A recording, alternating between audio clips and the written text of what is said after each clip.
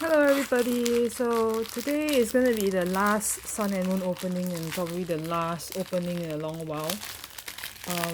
I got this I think a week back. I got 1, 2, 3, 4, 5, 6, 7, 8, 9, 10, 11, 12 packs, 12 random packs from the store. As you can see, I got Unified Minds, Cosmic Eclipse all mixed in there.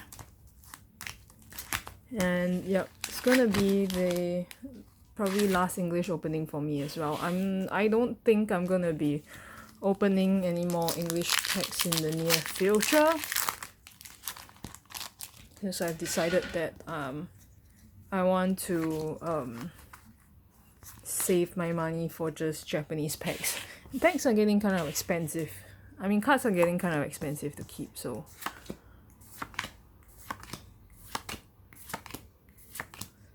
trying to put my money where I would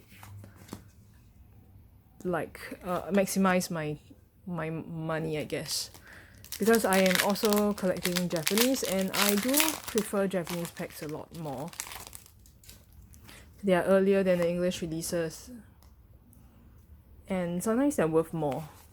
Sometimes they are worth more, but overall I prefer Japanese packs for its quality. Although they are thinner, but the quality is... Oh, do we see that? I think it's a Gallade. Nice. Got the Gallade, Character Rare, and a Trevenant. So I'm gonna put this right here.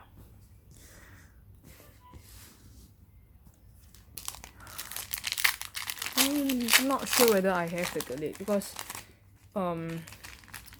recently I've slowed down a lot in terms of collecting, so I don't really want to deal with second-hand buyers as well, because they're really annoying nowadays. I have no idea why they're so entitled. They just expect you to be available to deal with them all times of the day and week. It's really annoying. This is my third Steelix, second or third, I can't remember. But I definitely do have this, and it's one of the cards that I like as well. And it's really nice. Like, we have, although we have 3 green code cards, but 2 of them are character rares.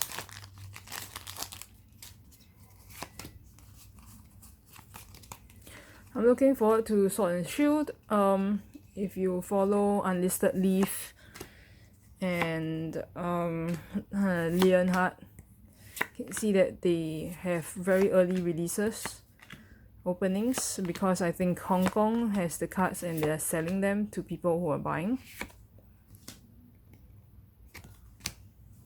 And actually pre-releases have started in the US. It hasn't started in Singapore yet because this weekend is the Chinese New Year weekend and everybody's busy with Chinese New Year. Nobody has time to open their shops for any kind of activity. If you're unfamiliar with Chinese New Year, basically the whole city comes to a standstill. It's a lot better than I think 10 years ago when nothing is open. Like literally nothing is open. I don't think not even McDonald's was open, if I didn't remember wrongly. None of the supermarkets were open either, because everybody needed to go home and have their reunion dinner and spend time with family. It's kind of like Christmas in Singapore, except I guess it's like Christmas but in Singapore. All the shops are closed and people are just staying home and eating and feasting throughout the entire festival. And this year has lasted 4 days because day 1 is on Saturday, and then day 2 is Sunday, and then so Monday and Tuesday are just off in lieu that we can just continue staying home. And so it's been a dead town for most part. If you come to Singapore during this time, it will be very quiet. Most of the shops are closed, but you'll be very quiet, and you'll be enjoying the public transport without anybody on it with you, which is kind of nice. However, with the Wuhan virus going around nowadays, nobody really wants to go out either. Nice, got a GX. So Singapore suffered during the last pneumonia outbreak, which was SARS in 2003. And it was very bad. We had it quite bad, but not as bad as Hong Kong. I remember school was closed for 2 weeks. We were all asked to stay at home. I don't remember whether my dad went to work, but my dad works at the airport, so it's kind of a high-risk guy. And he would update us very frequently about what's going on in the airport, things like that, whether there are new SOPs being put in place for travelers, what their company is doing, etc., etc. And so when the Wuhan virus first broke out in China, the very first report broke out, he was already sharing all this information with us. Like, he was really on the lookout. I think the 2003 SARS was a really bad scare for the entire world, especially Asia and Southeast Asia. We had it pretty bad. The fatality rate was rather high. I think Singapore, I can't remember the exact number, but SARS infected about 8,000 people worldwide. It was a worldwide pandemic. Oh, nice. Another GX. I would love to see some full art cards though.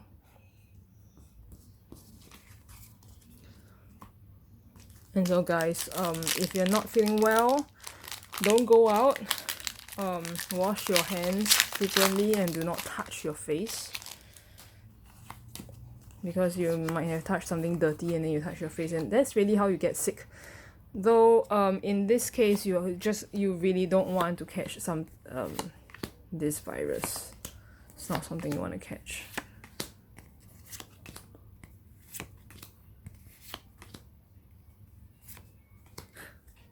Three in a row.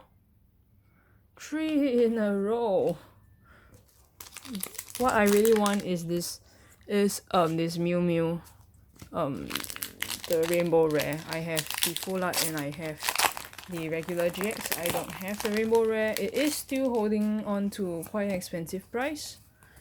Be nice to have. I'm not sure if people are still buying Great Potions though. It was in demand for some time.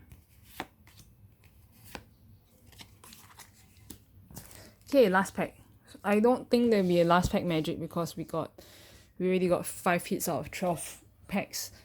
In fact, we had an Excadrill earlier. That would be also considered a hit. So, let's see whether we get any nice cards. It is kind of heavy though.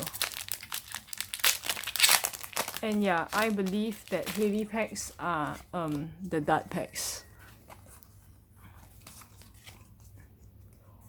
because these cards are heavier.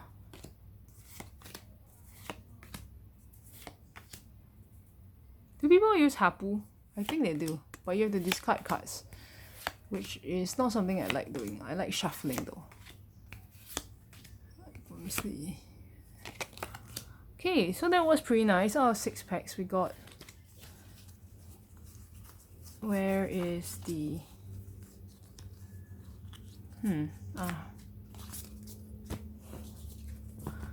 So we got these balls. We got the Tyranitar Tag Team, Sableye Tyranitar Tag Team GX. We got the Excadrill Holo. We have the Espeon Deoxys GX. We have the Garchomp Megarentina GX. And then you have the 2 character rares, the Steelix and the Gallade. Very nice cards, very beautiful cards. I didn't like Gallade that much at first, but just look at the sheen, it's so beautiful. So these character cards only came out in this one set in Cosmic Eclipse or Dream League in Japanese, and we're not really sure whether they'll have such cards in the future ever again. But they're really, really beautiful. They're so much better than they are still considered like rare cards, and they're reverse rares because they're put in the reverse rare slot. They're not really expensive in English. I think a few cents. It's less than $1. 50 cents, I think. 20, 30, 50 cents. Around that range. But these cards in Japanese, they cost at least 200 yen, which is $2. So sometimes I'm really very confused about the prices between English and Japanese. And yeah, like I mentioned earlier in the video, I will be concentrating on only collecting Japanese because like in this way I will only need to spend one amount of money, a smaller amount of money collecting cards, and I prefer collecting Japanese cards at the current stage. I may change it sometime down the road, but I will still be going to release tournaments just for fun, just to get a few of the cards in English, and that's it.